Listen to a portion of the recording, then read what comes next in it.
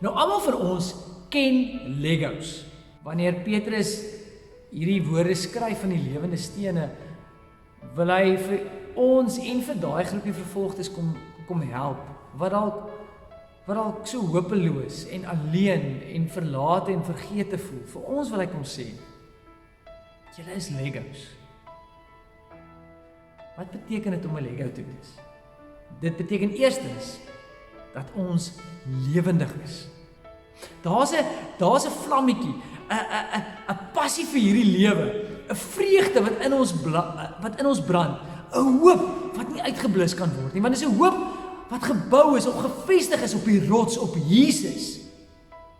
Wat soos Petrus aanhaal uit Jesaja uit, ons nie teleurstel. Maar Petrus gaan dan verder en sê ook dat ons heilig is. Nou, om heilig te wees beteken dat ons afgesonder is, dat ons eenkant gesit is, dat ons besonder spesiaal is vir God. Ons kan amper die woord gebruik, ons is eksklusief vir die Here gemaak. So as jy dalk vandag voel soos 'n verlate, weggooi stuk vuil goed, kom sê Petrus vir jou nee. Jy's 'n lewendige, eksklusiewe, heilige blokkie.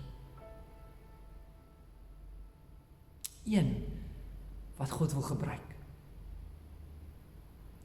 Om so 'n eksklusiewe blokkie te wees, om so spesiaal en besonder te wees, beteken ook dat ek en jy gekies is.